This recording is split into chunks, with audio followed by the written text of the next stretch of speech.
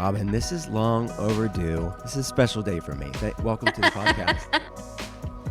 I'm so excited. I think that long overdue is probably how I would describe it as well.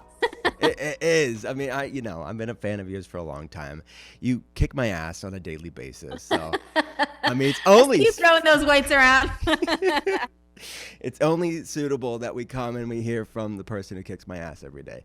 How have you been? How have you been doing? I'm great. I'm raising two young kids, so it's a season, right? And I think that, a lot of our days feel very compressed, but I look over at my husband often and I'm like, oh my gosh, these are the days. Like, I'm going to look back at this point of my life and think what I wouldn't give for one more chaotic morning, And so I truly try to keep that presence of mind, even when it's wild. Oh my gosh. Look, as someone who is a dad on the other side of parenthood, I mean, as far as like raising kids, my kids are teenagers now. That cliche that I heard, now I get it, is when they say the days are long and the years are short. Like, that is so deeply, deeply true. Where you look back and you're like, what the heck? Life is a freaking vapor. And you're right. Soak in that vapor, because it does. Those seasons go by so quickly with your babies. Yeah. So we're doing it. I'm happy. Honestly, I feel very, very grateful. That's amazing. Okay, so let's kind of set the stage, because I know you've kicked my ass for so long and I've taken your class for so long. I know a little bit about your story, but now I'm excited to really dig even deeper on the art of being well. In another lifetime, you were a lawyer, right? Can you go back to a completely different life and what that was like and what caused you to make that shift? I was, so I drove through my old law school in Pennsylvania the other day because I was visiting family in PA, and I had so many flashbacks. My God, like, that person was a different girl, young woman. I was a corporate litigator for 8 years, and that was around the time I also started running. And it's kind of when fitness came into my life, because I really, really needed it. Those little few minutes a day were my escape hatch from like the stressors of law school and practicing law. And then when I moved to New York, my office was right near Central Park. Obviously, that's a big running spot in New York City. Mm-hmm. And that's kind of where my love of wellness started. But the law game was like something that I'm very grateful for, because I think it taught me how to think in a different way, and I'm certainly a better business person because of it. But it wasn't my long-term. I call myself a reformed attorney. It probably never leaves how you see the world or think, right? Like you said, these skills are just so probably ingrained in who you are and how you see the world, right? Yeah, and I think I got an awareness of story. I mean, I think that the best attorneys are masterful storytellers. Say what you will about the legal field. Yeah. And I've certainly, paid my share to lawyers over the years, but it is a craft, and there's an art to it. And writing legal briefs really helped me understand storytelling, and then in a very roundabout way helped me understand, my place in my own storytelling, like in between my ears. Right. And that was obviously the most powerful part of it. Right. So Peloton started was it 2012? And then you were early on. You were 2014, right? So take 2013. 2013. Maybe 2013 is when you reached out. It might have been January 2014. Yeah. Okay, got it. That sounds right. So you eat. I've heard a little bit about the story of you. Did you contact Peloton? I mean, how does that happen? I mean, those early days of Peloton. I sent a cold email to info@pelotoncycle.com. It's not even a functioning email, so don't go sending emails there. But this is when we were only we had our first product was a bike. Now we have a tread, a rower, a Peloton app. But initially it was the bike. Yeah. And I sent a cold email to the company, basically professing my love of movement and wanting to partner with the company, and it worked out. Yeah. So how long did it take for you to hear back? I mean, was it like same day email? Okay. Wow. Yeah. So it just so happened that I was that same week, I was going to visit my sister in India for 3 weeks. So I was like, let me get this email out. Let me create a little bit of urgency, which was true that I was leaving on an international trip like 5 days later. So they kind of accelerated the timeline, got me in for for an audition. And then I was like, well, I'm about to get on this plane. You might want to sign your girl to a contract. And they Lawyer did. mind. Yeah. That's Yeah. amazing. So what was it that you saw in that company so early on? Because that was before it hit its full sort of zeitgeist Oh in my gosh. pop culture. So Well what before. was it? Yeah. What was it There that were you only saw? like, I think there were only like 25 employees or something. My Wow. audition was in the corner of a Chelsea office, and there was like a a sheet duct taped to like, and that was our studio. I mean, it was truly scrappy. Yeah. Very scrappy. The I mean, the vibe was gritty, scrappy, startup, and there's a lot of that still, a lot of that ethos still exists at Peloton, which is part of why I'm here. I'm there, over 10 years later. Yeah. So at what point did you, well, was it tough leaving the that world behind? Was it a leap of faith? Because you kind of transitioned to wellness, I think, before Peloton, but then it really was a leap. Did you have any second guesses on is this the right move, or did you know? Oh my gosh, I had thousands of second guesses. And I think when you're leaving something stable that Right. fills you with, okay, so this is like the biggest thing, and I feel like this is important to talk about because I wasn't like, I hate everything I do. I hate the law. I was intellectually like, wow, okay, I can see how I could do this for longer, but Yeah. is just okay, okay. And I Mm-hmm. think that we have a literacy around that now more so than we did, a few decades ago. Mm-hmm. And certainly around mental health and how we should be feeling in our bodies. And but I didn't have the language for that. I just had this feeling that I needed to like pull on this thread, and the thread happened to be, how can I monetize this thing that excites me, which is movement. And I Interesting. really didn't know what that would look like. I thought maybe it would look like becoming a journalist or becoming a writer, and that led to my first book, which, so I'm happy that I did that. My first book, Shut Up and Run, which kind of memorializes my running journey. But yeah, it felt like jumping off many, many, many cliffs, especially leaving something secure to go into something largely entrepreneurial, especially before I landed at Peloton, which is obviously a full-time job. But there was a period in between where I was just figuring it out. Yeah. Wow. And then the early days of Peloton, I mean, again, startup, 25 employees, even then, were those early days still like another cliff of like, what am I doing here? Like, or no? So Did you know? many, so many. You had to believe. I mean, still, every chapter of that story, of the Peloton story, you just ask, what if it ends up better than we could possibly expect? Like, what if Mm, it does? What if the core DNA of what we do is something that is powerful, even if there are yeah. peaks and valleys? And there have been plenty of peaks and valleys.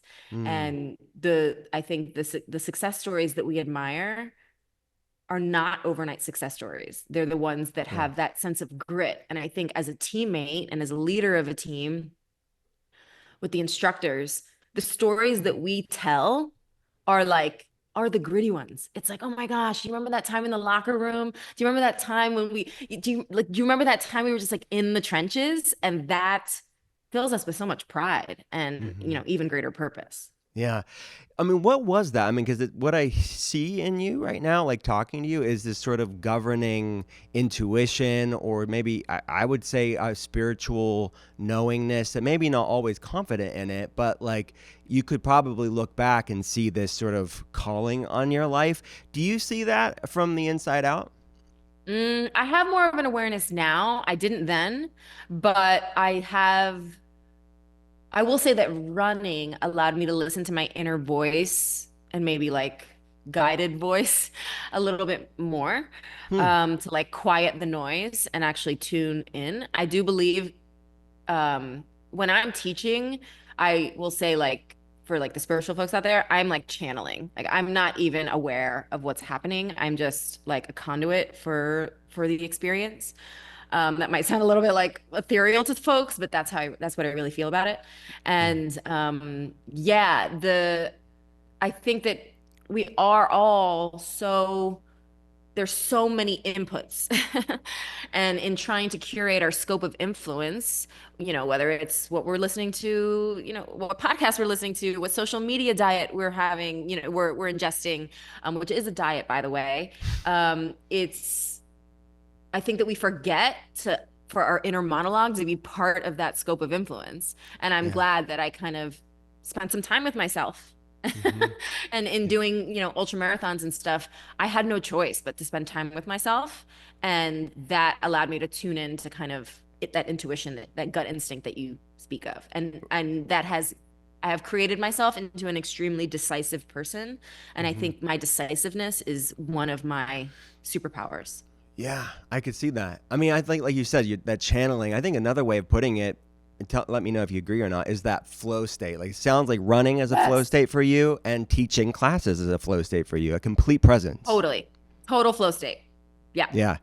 All right. So let's talk about teaching classes. I always look at you guys and think of like as a lot of my job is teaching and educating, but I don't like I maybe have a couple hundred of telehealth patients in a group call. It's a lot of one-on-one going over labs. I cannot imagine hundreds of thousands, millions of people that I mean, what's that like knowing that you're reaching that many people on a live class? Um, It's so many feelings. Well, for number one, we just have to remain focused and keep the main thing the main thing. It's like, Mm, what is this movement? How are we moving today? What's the yeah. spirit of that? What's the purpose of that? What's the playlist? And then like the cascade, the effect that I often see after, if it's a member class, obviously there are real people there in the studio that are kind of having that volley back and forth. But a lot of times, especially for the past few years, during the pandemic, we were teaching to millions of folks, and there was just a red light.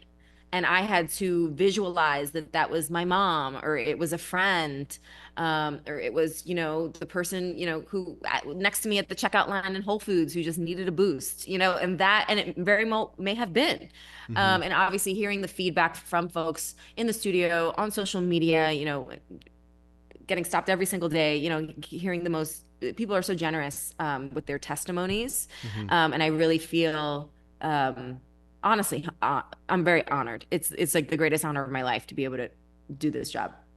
At what point did you start getting stopped in the streets and people saying like what I just said, like you kicked my ass? Does that happen? Has to happen every day in New York. I mean, when did that happen? How early on in your relationship with Peloton? I would say a few years, maybe like 3 years. And in those initial years, it was very New York centric. And Hmm. then now it's literally I haven't every single day probably for like 8 years. Yeah. Yeah. Is there any like okay, we love Peloton Nation, but is there any what times you're like, oh my gosh, this is a bit much, or do you always love it? I mean, 99.9% of the time, it's the most effusive, like it truly, I mean, it's like, who doesn't want to hear that something that you're Right. doing for work is positive, right? I mean, Right. sometimes the interaction, sometimes folks are very emotional. So that's the piece of it that I'm like, oh my gosh, you're like crying and I don't know how to console you. And I'm literally about to get on a plane, so it's like we have 15 seconds together. Yeah. I wish this could be a more robust interaction. So that's the only piece of it is that I sometimes have to leave folks in the midst of this very Yeah. emotional interaction because it is, what do they call it? The parasocial connection, right? So it's like I've taught, somebody might have taken hundreds of my classes. They've gone through all of these different chapters of their own life in this experience. So I totally get it. And I've been on the other side of that screen as a member, taking my teammates' classes in my own experience in my own head. And, I'll see them in the locker room and I'll be like, yo, that run, that row, that flow took me out in like the best way. And so I get it. I just happen to know them personally. So maybe it's a Yeah. little bit, yeah, different, but yeah. What are your favorite classes to teach personally these days? Ooh, I think for me, like an intervals class, a Tabata class, like the intense ones are kind of my jam. Um, I know my body physically needs the more gentle, kind of a low impact ride or a recovery run, but I love tough workouts. So I think Tabata taught an intervals run the other day, which was like super meaty. I've been training a lot for different high rocks competitions. So that's been like combining strength and strength conditioning and running and rowing and Mm. skiing and all that stuff, skiing on a ski erg. So yeah, that's kind of been my jam lately. I take your Intervals. Got it. I take your weight classes a lot. Do you like teaching those? I mean, you're I great at it. love them. I love them. Yeah, I mean, I didn't mention that. I strength train, 4 or 5 days a week. And the strength classes at Peloton, especially when I can do a longer class, like a 30-minute class, I love Yeah. that. Got it. I would, if I had to say, if you can put a word in for me, or maybe whatever, you're the head of programming, so I can ask you, I want a Robin Arzón split training, advanced split training, like 4 days, 5 days. If I can be Oh, well, specific, I would love that. you may get your wish. You may All get right. your wish in 2025. All right. All right. All right. Just give me credit, please. No, you got it. All Yeah, right. I love lifting. It's fountain of youth. Yeah, I mean, you've taught me so much over the years, just technique. I mean, it's amazing because we're not there. I mean, even like you were saying during the pandemic, no one was in there, but the technique, I mean, that's what a good teacher, I guess, can do. Even if the student's not there, you know what the most common mistakes and form issues are. Oh yeah. Yeah. Yeah. Yeah. Okay. So take us through a wellness routine for you. Like wake up, what time? What are you having throughout the day as far as food is concerned? Because you're plant based as well. Kind of break down a day in the life Yeah. wellness routine. Wellness routine. Okay, so in the mornings, um, uh, it's it's feeding my kids, getting my kids out the door, getting my daughter to school. But I usually actually set out my vitamins, my supplements the night before. I put them in this little dish. I try to romanticize different elements of my routine. And it might sound silly, but like putting my Jarrow formula supplements into a little dish in the morning or in the night before, depending on what day or how I kind of set up my evening routine to set up my morning routine, which is also a thing. I enjoy that. I enjoy it takes 2 seconds and it doesn't functionally do anything, but aesthetically it does, and that has made a difference actually. So I've got this little dish. I put my supplements in there. Everything from Jarrow Formulas methyl B12 and folate to my probiotic, and it then that takes me into usually my first workout. I have a smoothie that I'll drink like usually half before, half during or after my workout. And that's 3 to 5 days a week. That's the lifting session, heavy barbell work, heavy back squat, heavy bench press, that sort of thing. And then usually I'm heading into meetings, things like this, podcast recordings, press, photo shoots. And then I'll go to Peloton. I'll teach a few classes, normally 2 to 4 classes, depending on the day. And that'll take me to on my way to Peloton, usually I'll have like a second breakfast. And then I'll teach a few classes, have a second for first or second lunch, and then more meetings, prep for photo shoots, discussions with my production team at Peloton, or outside, meeting with my agent or kind of other kind of things I'm doing outside of the scope in my Robin NYC businesses and media companies, Swagger Society, and then by the time I know it, the day is over, and then it's back to mom, nightly routine and getting food on the table for my kids. Love it. All right, a few things to unpack in the wellness routine. First thing, the smoothie. I hear people asking me, the listeners, as you said that, what's in the smoothie?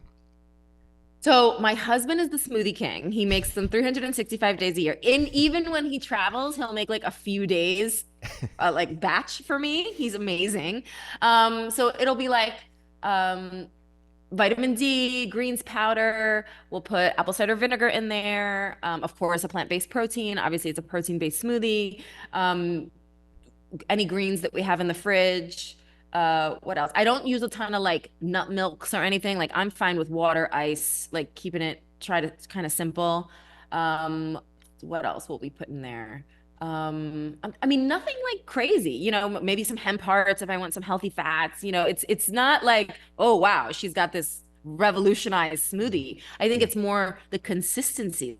like I consistently drink this Hmm. 365 days a year for probably almost 7 years. Wow. And I know for me, like I know how, as a type 1 diabetic, I know how my blood sugar is going to react. I know how exactly how many carbs are in it.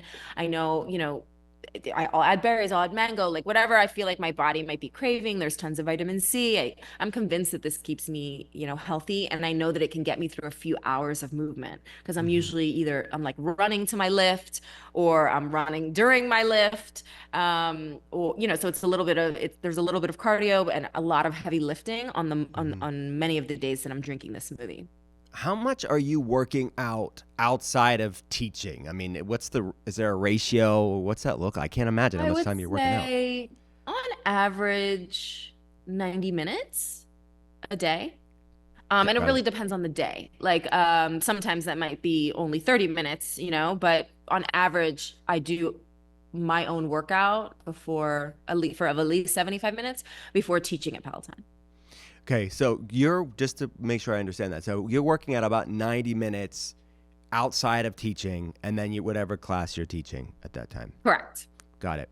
I always wondered when you're on the bike, do you have the resistance up what you're telling us, or are you doing it lighter just because you have to talk through the class? For the bike, I do exactly what I'm asking for. For runs, like if I'm doing, like we have this thing on Peloton Tread now called pace targets. So it'll actually give you a range. Like if we're in a challenging pace target range, the tread will tell you should be between X and Y. Hmm. And if it's truly like a hit run, like I'm not going my max sprint and Hmm. also being able to teach, right? So I'm probably, if I'm calling out a 9 or a 10 out of Hmm. 10, I'm probably at an 8.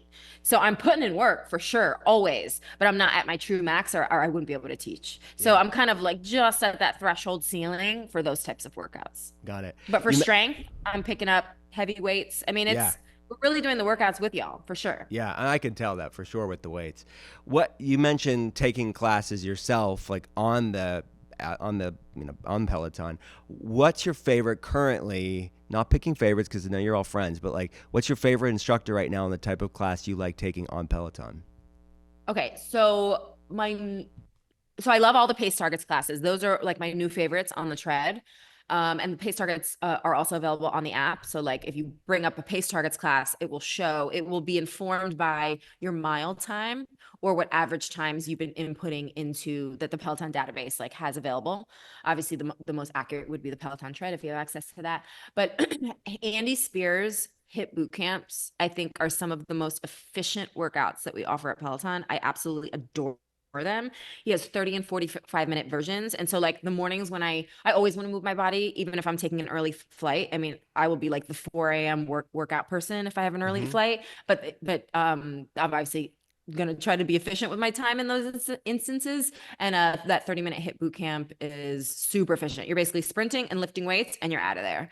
I Amazing. also love, like, I think that the mobility collection that we have at Peloton is an unsung hero. Like there's like 20-minute morning mobility, evening mobility, and it's different than stretching. So you're not static stretching, you're more like moving through end ranges of motion. Mm-hmm. And when I feel like that's like a self-love like moment for me because that'll be the first thing that candidly like will be off my to-do list if I run out of time. But when I do give myself the time for that, I feel so much better in my body. Love it. I've never taken Andy's boot camp, but I love his 3 day advanced split training. It was really good. 30 again, it's 30 minutes, but you get a lot in those 30 minutes. I love those, and I like it. I was talking to my wife about this. It was when you have to take the classes in that week, it keeps you consistent with that timing because you don't want to fail yourself, right? You're competing with yourself, which I also love. I don't want to be competing with other people. I want to be the best version of me, which I think that sort of the apparatus of the app helps me psychologically with it. I totally get it. And yeah, the splits are incredible. The key with the splits is like do it a few weeks in a row. Like that's Oh, when you with absolutely. the split, like that's when you can really get the progressive overload, which is the Yeah. most, you know, one of the most effective strength training tools Yeah. to get stronger. So tell me if I'm doing it right because I'm doing it. I hear what you all tell me to do. I'm doing them at least 6 to 8 weeks and then I may move on to something else? Like, how long do you think if someone should stay with the same workout? And that's a good question here, I think, because people think they hear variety and you should be doing variety. Or is it the same workout? Of course, there's variety within the push, pull, whatever core you're doing, but it's week to week, the same workouts. What's better? Because I've kind of shifted my thinking in what you all have taught me with doing the splits and staying consistent with it week to week. I mean, the answer is, the annoying response is it depends. But I think that 4 to 8 weeks, I think that you want to do consistently, especially as it relates to strength training, power, hypertrophy, strength. You're doing something for 4 weeks and really seeing how your body's responding. And if you can do something with good form, or you're feeling like, oh, wow, like I just did 15 reps or 20 reps, if that's not the objective of the workout, and somebody is queuing, 5 reps, 7 reps, and you're blasting through it, it's not heavy enough. So progressive overload is the only way to truly achieve progressive overload is consistency Yeah. in some elements of the workout. Otherwise, it's just controlled chaos. And I understand that, our body, we are enchanted by the new thing, right? Yeah. Yeah. So like people, you probably listen to this podcast and like, oh wow, there's this new biohacking thing I can do. And it's like, but have you like drank water and consumed a vegetable? Like my girl, like please. Like I don't like, yeah, red light therapy is cute, but like move your body, sis. So that is the Yeah. thing that I Yeah. I want to, Yeah. implore. Yeah. It Yeah, is but true. It's true. consistency It's like 48 the weeks. next thing, the next sexy thing that keeps our mind going. Like it's the FOMO thing, right? It's the American way, right? It's keeping us the newness of it all. But so hypertrophy growth happens with when we're staying on point with the week to week. And I'm doing like what I have been doing with these classes is tracking, really writing down and not just going through the motions, because you can see your progress and push yourself again psychologically. You can do more over time and not sticking with the same weights, right? Yes, absolutely. And I think that, if you look at like the cycles, right? Like there's different, macro cycles, mesocycles, microcycles. And if you look at like a month or a week as a cycle, you want, let's say, like commit, say this next month, this is my focus, right? And yes, you can dabble in, let's say it's a running focus. You're trying to build endurance. Keep the main thing the main thing. You could still strength train, you could still do these other things, but that's like the side dish. Like Mm-hmm. what's the main thing on the menu? And then you can pick a new month, new focus. That's what I have found with really, I consider myself a hybrid athlete. Like I'm someone I can run quickly for Mm-hmm. far distances, but I'm also strong. Mm-hmm. And so I pulled back on the marathon training and I started going more, 10K half marathon distances in terms of Mm-hmm. my training regimen, but going pretty heavy on the weights still. And I found for me that was a nice hybrid approach to work capacity and I guess being a person who wants to move for a long time, Mm-hmm. into old age. And you mentioned mobility. That's something that I do need to get better on. And every time I talk to somebody at Peloton, I'm reminded that I'm not prioritizing that. Like, what can you talk? You mentioned aging and injuries. Like, that's so important. Why should we not sleep on mobility classes and stretch classes? Yeah, well, it's recovery and hustle go hand in hand. Like they Mm, are partners. There's a marriage between them. yeah. And our mind, especially for those of us who find ourselves who like working out, I'm sure there's a subset of your audience who's like, yeah, I get it. Like I just want to go, like, I want to go for it. Our ability to do that, you know, is only propped up by proper recovery. And I like the mobility classes because it still feels like I'm doing something. Hmm. And it's helping me get into the end ranges of motion that kind of might feel a little sticky. And if you're anything like me, I could like power through. Like I will power through a workout, but just because you can doesn't mean that you should. And Hmm. there's a gentleness to the stretching yoga, some of the yoga classes and the mobility classes that enable us to kind of set ourselves up better and stronger and more optimized for the next workout. And I think about that version of myself. Like when I do not want to take a recovery day, when I do not want to do a mobility class, I'm thinking of the Robin on the barbell the following Wednesday who wants to like go really heavy in the deadlift. It's like, okay, Hmm. girl, well, then what are you going to do with your hamstrings today? Yeah. So that is like the tough love that I give myself. And sometimes the tough love is actually um that slowing down is a strength. That was a mantra that I had postpartum with my first daughter, with my only daughter, my first child, Athena. It was that slowing down is a strength. And the Mm. postpartum periods were tough, but that was one of the biggest gifts that I was given, that I can slow Mhm. down and still feel like I'm doing something. Like that's okay. Yeah, slowing down is a strength. It's so good because it's just, especially when you have a certain personality, like a lot of us do. It's like go, go, go. It's like no, you want sustainability, Yes. and that it could be physical fitness, or we could be talking about like life itself. Like how are we having these? I call it Jomo moments, like the joy of missing out, and not always being this sort of frenetic FOMO, like hyper doing all the things. Right? We need both. Yes. Yes. Are there any were there any stories you can think of like live class mishaps, like things that are you're like you can't redo it. It is what it is. Anything come to mind? Oh my God, there are so many. Are you kidding? Okay, so I have two that I'll mention. One, back in the old studio, 23rd Street, it was our original studio in New York City and Chelsea.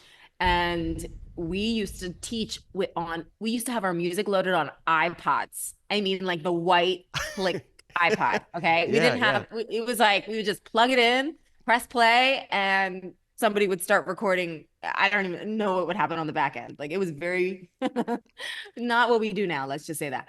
And my iPod like didn't work that day. And it was like 2 minutes till the class was about to start. And we still had live at home members, just not as many as we do now. So it was like the show must go on. Somebody just handed me an iPod. I had no idea what music was on that playlist. And I just taught a spin class, literally not knowing the playlist, which is the most horrifying thing in the world. And it wasn't even my What? music. It was like random music. So Oh that was my. horrifying. I'm glad that not too many people caught that one. Yeah. Um, and then the second story I'll share was a few years ago, teaching turkey burn, which is traditionally our biggest ride of the year at Peloton. I mean, you know, 30, 40, 50,000 people are on that ride. Like that's twice the size of Madison Square Garden in New York City. It's a very sizable class. And my screen, my notes just disappear. And I had, and then I was like, okay, you're just going to be present. It doesn't matter what it just, and that was the flow state that we talked about. And it was Yeah. just, and it was an amazing class. And I had no choice but to be present. And that taught me so much. It taught me to trust that I don't need all these other bells and whistles and crutches. Yeah. Like I can do it just by focusing on being present. And it was a big gift, but it was stressful. Yeah. Well, I imagine. I mean, are you breaking out in a cold sweat until you find that flow state? I mean, what I can't imagine what's going through your mind at that Well, it's moment. kind of like, I mean, I don't know, anyone who's experienced with that red light with live TV, it's just like, okay, that's not working. Focus on something else. Focus on what you can control.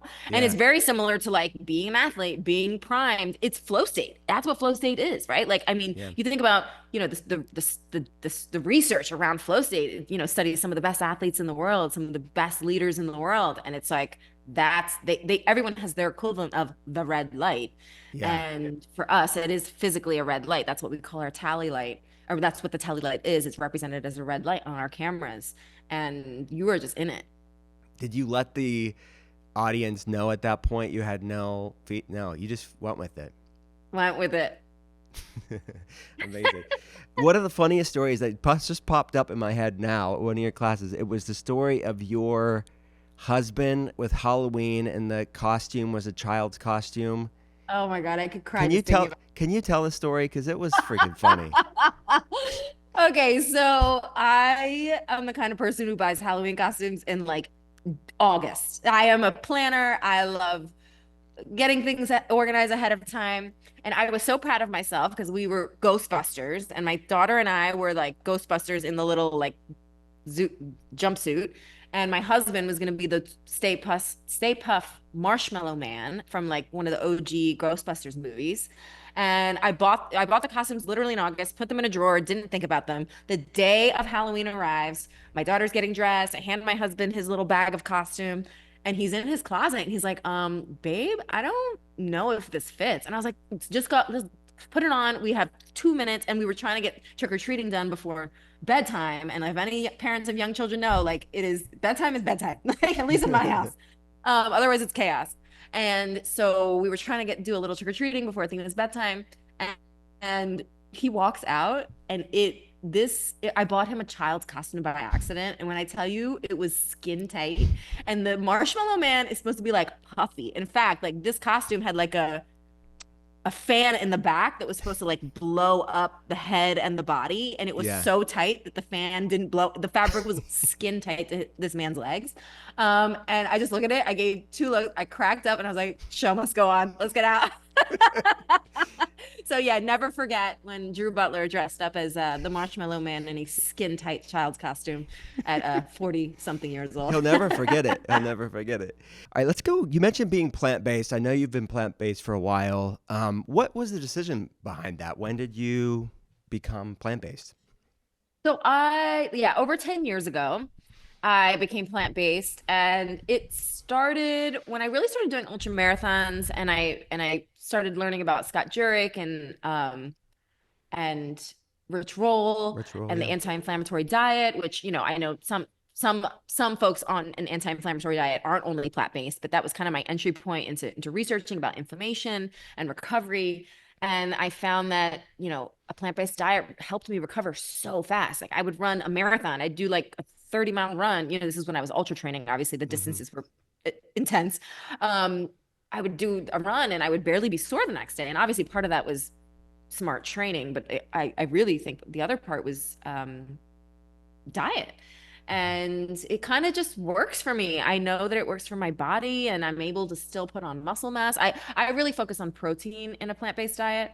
Hmm. In fact, I'm working on a cookbook that is going to be protein focused related to plant-based eating. Um, but yeah, it works for me. It works for my husband. Yeah, I know your husband's a plant-based as well. So, all right. So, a lot of questions. When's the book come out? Do you know the cookbook? In 2026, Okay. TBD on the We'll ha- date. we'll have you back. We'll have you back when it comes Okay. out. All right. So, are you exclusively plant-based, full vegan? Are you vegetarian and predominantly plant-based? What's that look like? I'm vegan. Yeah, there were probably periods of time where I would consider myself more vegetarian, but of late, a vegan diet. That's what I consider to be plant-based. Got it. So people can wait for the cookbook for all the recipes and everything, but like, what's your favorite plant-based protein sources that you're getting in a day? I eat beans every single day. I'll do like a lupini bean kind of mock meat type of thing that I make in the kitchen. Um, tofu I'll eat frequently, but like beans are my number one protein source. I have beans multiple times a day. Yeah. Got it. You mentioned being type 1 diabetic as well. How long has it been since you've been diagnosed? I was diagnosed as an adult, actually, right when I joined Peloton is when I Wow. was diagnosed. So that was a roller coaster ride, for sure. And thank goodness, I'm so grateful that I was already considered myself an athlete, because the body awareness that I need to manage my type 1 smart intelligently and is it became a little bit easier. I mean, it's kind of a wild ride for anyone who has experienced that in terms of like understanding carb counts and insulin ratios and all that. But once you figure it out, and with a lot of trial and error, it's possible to continue to keep slaying. Yeah, for sure. Well, I think it's good. It's destigmatizes something that is a jolt to your life. You have to plan differently, right? Life looks different, but it's something that you completely can thrive, and you're a testament to that. Yeah, Was it being diagnosed as an adult? Did you go right to an insulin pump, and what did that right to a look pump. like? Got it. Yeah, I think I was only on shots for like a week, and I was super, and it's expressed to no one. I was super like intense about the technology and like what I needed, because I was on the eve of an ultra marathon, and I knew I was like, this is going to be really, really hard if I'm like toting around, um, a little like the old school like shots and stuff. So yeah, I was able to get on pretty quickly, both an insulin pump and a CGM, thankfully. Thank goodness. I'm so grateful. And I know that I'm privileged to say that, because a lot of folks don't even have access to that. So Yeah. yeah. Yeah. Not a lot of people know this, but in prepping for our conversation, obviously knowing you from the outside at Peloton, but I read somewhere that you went through a pretty traumatic experience, like involving being a hostage to something. I don't know anything about it. Are you, whatever Yeah. you're comfortable with sharing? Yeah, I mean, that really is what sparked my running journey. It's one of the reasons I'm so comfortable talking about it because now I can look back, like obviously with decades of processing and therapy and stuff, Yeah. I can look back on it and say like, wow, that changed my life for the better, even though the experience was trauma with a capital T. So I was basically in college. I was a paralegal at a law firm, and I was meeting my girlfriends after work at a wine bar in the East Village. And it was like classic after work in the summer vibes, really the city, if you've ever been in New York in the summer, like on one of these Fridays, it just feels enchanted. It's just very magical. It felt magical. I was meeting my girlfriends, pepping my step, and I'm meet them at the wine bar. I'm like, sitting down the first glass of wine, and a man walks in saying he'd been shot. And this is a kind of around the time where reality TV shows were doing like the prank shows were Like popular at the punked. time. And I was like, Yeah. is this like, yeah, like I was like, is this like a really distasteful show?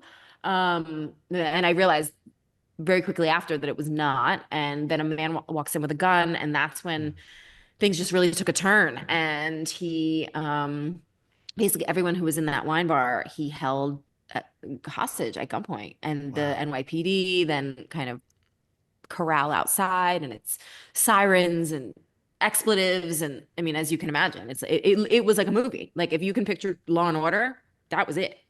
That was Hmm. very real. Um, and the experience for me was there's the experience, right, that I lived through. And then there was like living with that experience almost like in my backpack, like Hmm. feeling like that experience was living heavy. The heaviness of that is what brought me to running because I there's the waking up every day after, and you're like, okay, now what do I do with this? Like now I just like I'm going through my day, and I'm able to go through my day. I went back to school, I graduated, I did all the things that like, I went to therapy, I did all the things that folks said, okay, you're healed now. Hmm. And but I still felt like I had this weight. And then, of course, reading, things like The Body Keeps the Score and like all of the research that we have now, I'm like, oh, right, this all makes sense. That I'm still physically feeling like I experienced something really messed up because I did. Yeah. And the Yeah. run helped me become a little energetically lighter again. And then I think like decades of running really did the trick too. Hmm. Because it was that flow state for you, right? You were able to metabolize that stored trauma in your body. Yeah, and then tell a different story around it. I think that when I started doing races, when I started picking up weights, when I started teaching at Peloton, frankly, even though it was a long time after, I was able to tell a new story, a different story, a more empowered story, which is why I know, how much movement can help us tell that new story. Hopefully, Hmm. folks are not experiencing trauma like I did, but even if you did, like tell yourself, you're able to tell a new story. You have different tools in the toolkit to kind of tell a more empowering one, at least. Wow. So true. Good. Good stuff. You mentioned racing. You've done over 50 races. Is it more than that at this point? How many races have you done? I think that's probably right. Yeah.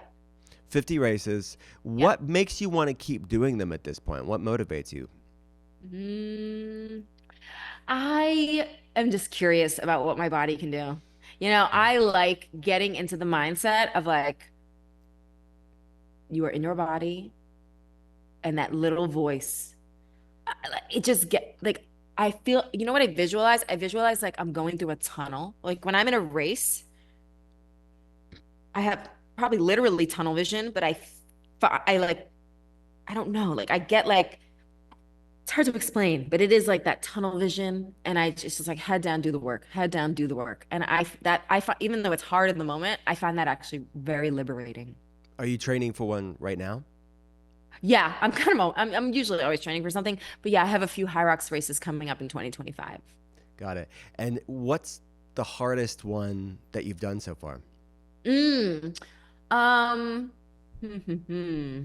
I've had a lot of hard races. My hardest ultra was probably there was a 50 miler that I did in around Big Sur. That was really hard because the race was muddy and my ankles felt terrible. And, there's just physical ailments that kind of felt tough that day. But I think that my toughest marathon was the Tokyo Marathon.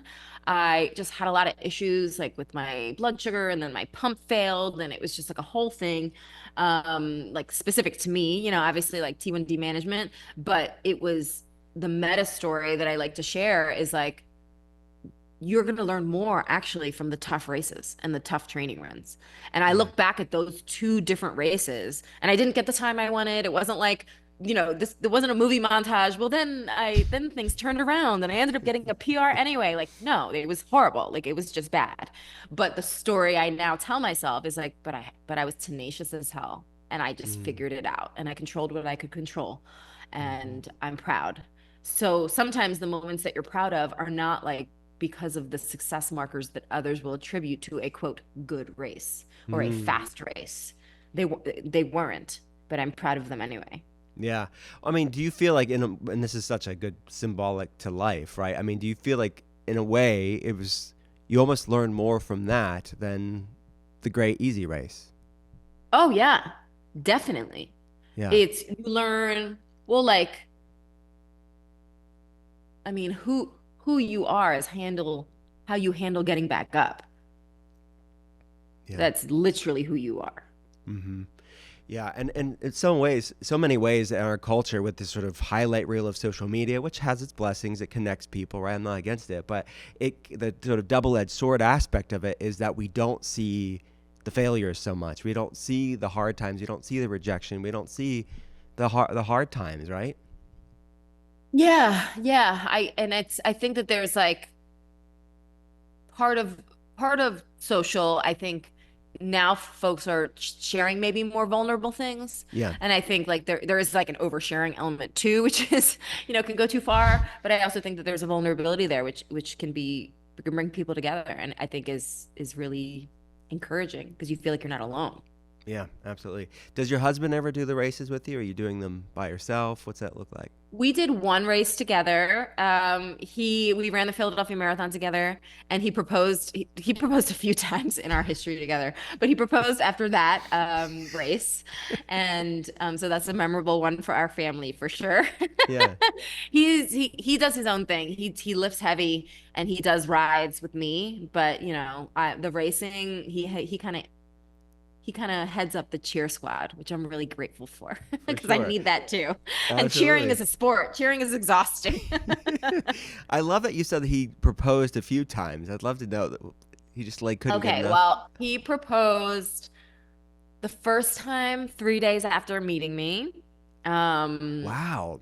yeah, we were like a love at first sight type of situation. Yeah. And, we both met as adults. We were in our 30s and no, or was he already? Yeah, no, he was 39. Yeah, so we were in our 30s and we met like on a Thursday and by Sunday morning we hung out every single day after meeting each other. And then Sunday morning he woke up and he said, I got to get a ring. He went to a jewelry store, bought a ring, proposed that evening. We were at a meditation event. We separately had signed up for the same meditation event. Wow. Totally like it was, I mean, talk about Synchronistic. synchronicity. Yeah. Yeah. So we knew we already had a date. We met on a Thursday. We were like, all right, well, we already know we're going to see each other Sunday because we are both going to this meditation thing. After the meditation event, he took me up to the roof of this apartment, and now we're actually friends with the person whose apartment this was. So it's all meant to be. But yeah, he proposed. He said, I want you to be in my life." Like I heard, he actually quoted Beyonce, and he said, "I heard I'm supposed to put a ring on it." That's amazing. And yeah, that was the start. And then proposal number two happened that following October at a Halloween thing at a Halloween party. So we proposed again. And then the quote real proposal with the ring that I wear now was after that Philadelphia Marathon. Beautiful. I mean, he had to just make sure it was right. He just third time's the charm. Yeah, and I said yes every time, but the third time was when my family was there, and it felt, Yeah. obviously we had just, done this race, which was really tough, and yeah, it felt right. This is amazing. As you know, the podcast is called The Art of Being Well. At the end of every episode, we have your Art of Being Well. I'm so pumped for this. This is Robin Arzón's Art of Being Well. What's the worst tasting healthy food that you eat? You don't do it for taste. You do it for some Oh. supportive benefits. Are there any foods Oh. that check those boxes for you? Okay, this is actually going to be a hot take. Okay. I don't love sweet potatoes. Okay. Um, but I do eat them because they're a great carb source and they're Yeah. so good for you. So I will meal prep sweet potatoes because my husband loves them and I will tolerate them. That's hysterical. I have to be honest. I don't love them either. I mean, I love a sweet potato fry, but does that even count? I'm like a savory, like I love potatoes. I love potatoes in all forms, but sweet potatoes are my least favorite. I Okay. will eat a French fry. Like I went on a hunt during both pregnancies to find the best French fry in New York City. I'm still searching to like replicate the chips that I had in Ireland for Uh, Olivia Amado's wedding. But yeah, I know that's a hot take, and I know I should have said like I'm sure people who eat meat are like, oh, liver or whatever, yeah. but like I don't have that equivalent. Like Yeah. I usually like the healthy stuff. So I think the thing is probably, and I like ginger shots, turmeric. Like I love all the probably common answers to this Yeah. question. So I'm gonna say my true feelings on sweet potatoes. Now, hey, you're here to hear first, guys. So have you ever? Here's the thing, Robin. Have you ever had Japanese sweet potatoes, like the white sweet Oh, they're so potatoes? good. Japanese sweet potatoes are incredible. See? And like, especially when made with like a miso or something. Yes. Oh, yummy. That's See, great. I don't know how it's the same thing as the orange ones. I It's know. not the It's same not the thing. same. No, it's not the same Not the thing. same. But that's how we get our sweet potatoes. I prefer that. You mentioned some supplements earlier on. Like, what are your two like non-negotiable supplements you take for your health? For sure. So both are by Jarrow formulas, the methyl B12 and folate, and the Jarrodophilus probiotics. I love Jarrow formulas. I believe in, 47 years of science-backed research, rigorous testing, purity and potency in the ingredients. So do your research, find what works for you. But those are two that are my go-tos. Do you have any like non-food, non-supplement like biohacks or therapies that you love for your wellness? I'm into bio. I mean, I love it all. I kind of joked earlier, like get your movement in, like don't overcomplicate it. But yeah, I definitely am into the biohacking space. I love all the research that comes out and listen to the podcasts about it. But let's see, what are some things that I swear by? I do like contrast therapy. Like I love a cold plunge. Mm-hmm. Even in New York City, I don't have one at home, but there are places in New York City that I go to. Mm-hmm. So that's, I like the red light therapy. I try to incorporate that in my routine, consistently a few times a week. Um, let's see, what is maybe like something that your listeners would consider like cool? I don't know. I mean, I think it's contrast therapy, red light therapy. That's Yeah, probably like, yeah, I probably love the, it. the stuff that I do. Yeah. Have you been to the Remedy place recently opened up in New York? Have you Yes, I been? love that place. Yeah, Yep. super cool. Well, speaking of New York, like you mentioned not being able to find a French fry like the best in New York. Do you have like a favorite place to eat out in New York? And when you're there, what do you order? Mm. So Overthrow Hospitality Group is a restaurant group that has a few different restaurants in New York. They're in the East Village. They're all plant-based, but they all have like different approaches. Like one's like a soul food restaurant. They had one that was more like Vietnamese, and they had a Mexican one. They host pop-ups. So I think I love like Overthrow Hospitality Group in general. I Cool. also love Dirt Candy. That's another restaurant that is like high-end dining for plant-based. And I will house ha ha ha tacos like in general. I usually try to find plant-based foods that have a protein element. I find that sometimes, although like plant-based, kind of food or junk food will be delicious, but Yeah. it'll just be like glorified like deep fried veggies or something, which just Yeah, tastes right. amazing, but it's not awesome. So I'll try to find like something with a protein source. So I'll get like the tofu kind of based stuff for it, ha ha ha, like tacos Hmm. or seitan. Yeah. Got it. Have you ever been to Butcher's Daughter? It's vegetarian, not vegan, but Oh, Butcher's Daughter is great. yeah. Yes, Butcher's Uh, Daughter is excellent. That's a really good brunch spot. I will get yeah. brunch there often, Yeah. and especially when I'm meeting folks who do eat eggs and do want to eat, other things that aren't, strictly vegan. Yeah, that's a great spot. Yeah. What's a place on your bucket list that you haven't been to as far as traveling is concerned? Haven't been. I have never been to Australia. I would love to go to Australia. And I've never seen the pyramids. So that is on my list. I've got Yeah. to get to Egypt. Yeah. Yeah. Great. Great. I haven't been to either one and I'd love to. All right. Next question is, what's some place that you have been to that's underrated that should be on other people's bucket lists? Hmm. Underrated. Underrated. Well, I don't know if it's underrated. I I did a charity run across Utah. And it was 5 marathons in 5 days. And that was the really my only experience in Utah. And I know and I've seen Utah on foot and it is beautiful. So I think that maybe that's a place that is I don't know if it's underrated, but I don't know Yeah. if it's visited as frequently in the States. So I Yeah. would say Utah. Beautiful state. I love it. Where do you go? Like through St. George and up to Yes, exactly. Like I think yeah. I started in or around St. George and just kind of ran east. Okay. Just keep going like Forrest Gump. Just keep That's going Robin. over the mountains. Keep going. Don't stop. Somewhere in the middle of the country. That's hysterical. Yeah. Yeah. Do you know what Enneagram you are? Like it's a personality type. Oh, I've been asked this and I have taken and of course I don't remember. I'm I gonna probably send it to you. should. Yeah, I always Yeah. ask because I want to know. I'm so curious about it, but no, yeah, it's all right. Most people I don't don't know. know yeah, I would be making it up. Yeah. EFJ, is that a thing? No, I have No, no clue. I that's truly don't know. Myers-Briggs. Yeah, it's okay. It's okay. Next question is, what's a book that you've read? It could be fiction or nonfiction. I'm getting like a running Art of Being Well book club. What's a book you recommend? Honestly, I am so into like the sci-fi fantasy vibes right now. I love Really? nonfiction. Like I usually have a nonfiction book going at any time. I love it all. Like when if it's been on Huberman Lab or The Art of Being Well or like any of this stuff, I'm into it, honey. I love nonfiction.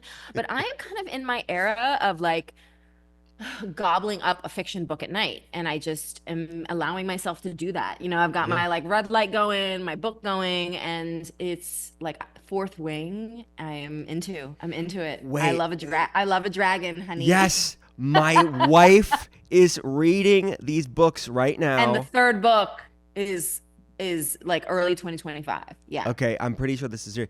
She's doing this series. It might be that involves dragons, and she's doing this sort of reading where she's reading two different books because the books are two different. Like it tells one story within two different books. I don't know if you know about Oh, this, but that's interesting. No, I haven't done that. And I was kind of late to ACOTAR, but I'm kind of in that series as well.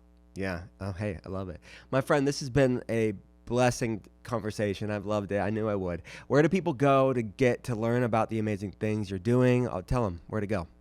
Yeah, so I'm Robin Arzón. I'm Robin NYC on all of my social media platforms. Of course, you can find me at Peloton, and I look forward to connecting with folks all about wellness and wellness adjacent things. Thanks. Come back anytime.